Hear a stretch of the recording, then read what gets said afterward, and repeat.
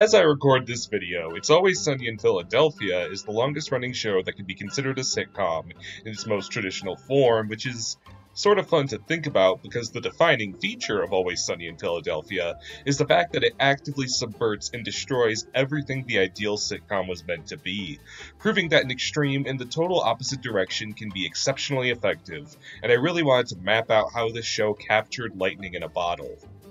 It's Always Sunny in Philadelphia focuses on the suitably titled gang, five trash people running a pub and dealing with day-to-day life in the most deplorable, excessive, and self-serving possible ways.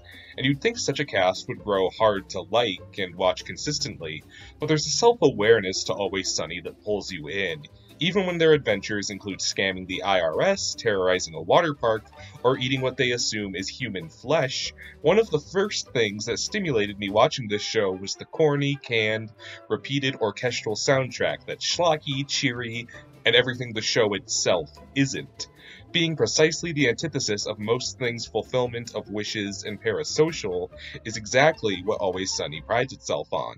But by framing itself as its peers and contemporaries do, Always Sunny sets up an almost bizarro universe where the characters and their outlook is their bright sitcom life.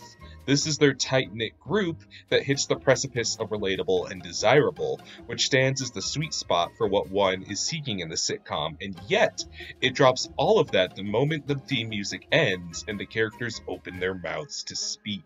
In my video on Frasier, I discussed how Frasier is relatable and approachable despite his upper-class status, which carves him a unique place in the wide repertoire of sitcom characters.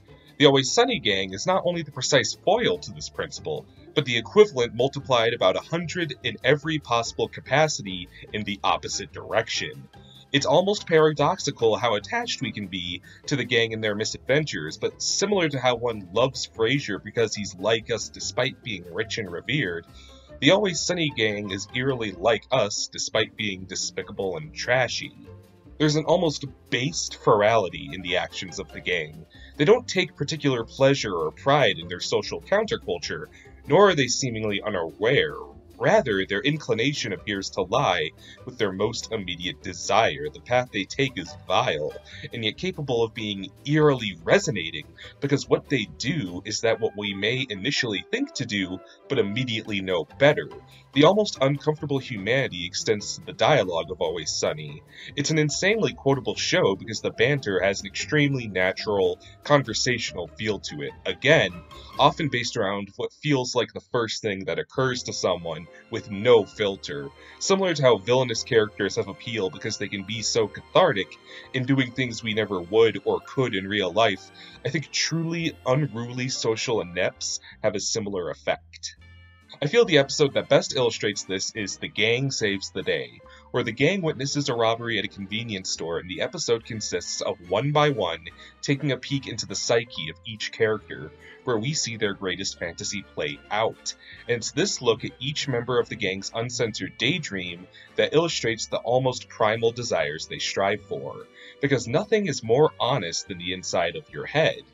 In the acting classes I've taken in theater school, we're taught the concept of the dream ending, where every character, no matter how minor or outrageous, is encouraged to have a near impossible goal they're striving for, a vivid image in one's mind as to what they're fighting for. As an actor, you have to imagine winning in the most exaggerated and swimmingly way possible, so the audience feels the same genuine conviction. And I feel no show encompassed this better than Always Sunny, as the gang's mishaps and endeavors are clearly envisioned as working absolutely perfectly before everything falls apart. And the only thing funnier than seeing someone fumble being a breakout actor or winning the love of their life is when that person fully expects to succeed despite the downright non-existent chance they will. Equally productive of hilarity and oddly endearing to these characters is the reactions of everyone around them, as they speak to their neighbors, co-workers, and with no less candor, superiors, quite wryly and straightforwardly as if their heinous existence is the one true reality, as everyone they meet reacts with disgust and awe, bringing us, the viewer, back down to earth and makes us realize how insane the world that surrounds the gang is, a world that, by virtue of the gang being the main characters, was a world we were just inexplicably sucked into. And as outwardly disgusting as the gang is, they're bizarrely comparable to other sitcom characters placed under a microscope. The writing and framing of Always Sunny allows us to laugh at how insanely horrid Dennis's self-named plan to pick up women is, but is it that far off from the manipulations of Barney Stinson? Charlie endlessly pesters and pursues his coveted waitress far beyond social acceptability, but how many rom-com love stories can you think of that go that way? In an almost literal demonstration of this principle, Rob McElhenney, who plays Mac, purposely gained 50 pounds between seasons 6 and 7, as a direct subversion of the notion of sitcom stars looking better as shows go on. Everyone is the hapless, lovable sitcom protagonist of their life, just as the gang views themselves as plucky friends dealing with everyday issues, as the harsh realities of Philadelphia and their actions within consistently prove. One can identify Always Sunny as a backwards look at the usual tropes and stocks of sitcom families, and it's an easy way to elevate or pitch the show to someone. But getting really deep into the series, I found that even the characters as we know them aren't entirely honest, and therein lies a really brilliant character study, especially in the two ends of the spectrum of Philadelphia's bizarre world, Mac and Dennis. Dennis plays the role of the ringleader among the gang. He's the most well put together, socially successful insofar as meaningless sexual relations, and incredibly capable of bossing everyone else around. Meanwhile, Mac prides himself on the role of bodyguard, a Roman Catholic-raised Bruce Lee wannabe who feeds his own idealized masculinity in a subservient role to Dennis, always happy to follow along with his schemes. This is the status quo for both characters for a long time, but here and there, the cracks will show in a way that Always Sunny masterfully masks as throwaway jokes. Here and there will be a crack about how fragile Dennis's ego really is, or how much baggage Mac has in regards to his macho self-image.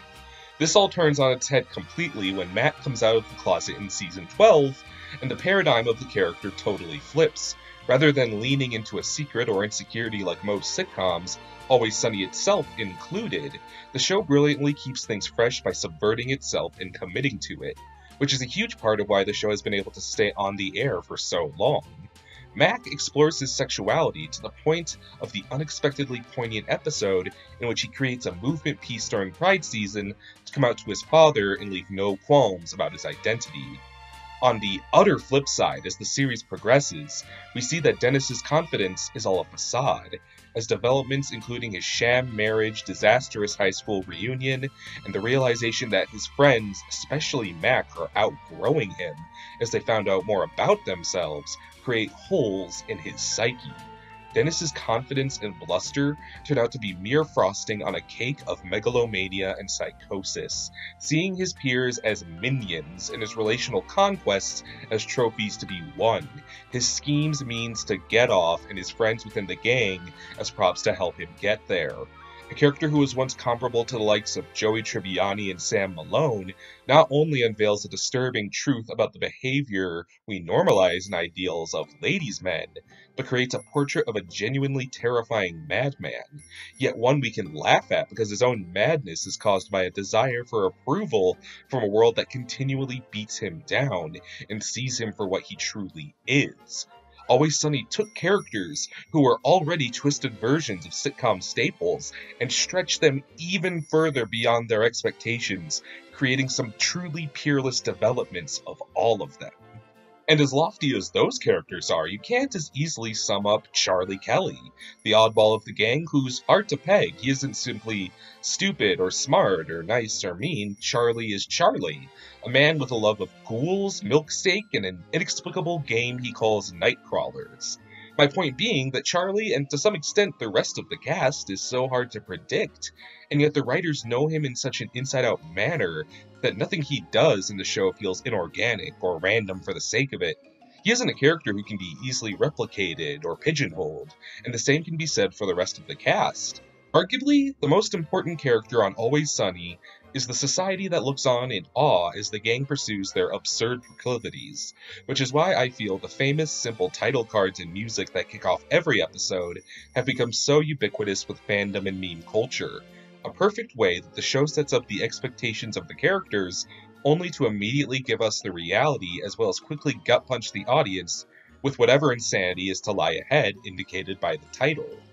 I find myself wondering from time to time why this show is so widely adored by myself included, when the subject matter can range from dour to revolting. But the truth is, these characters are so well built and raised within their setting that they genuinely believe in everything they do. And like a good villain, there's reason enough to love a character and even root them on if their conviction feels real. The Always Sunny gang couldn't be farther from the wholesome families and charming social circles we see in most sitcoms, but they don't have the first inkling as to that.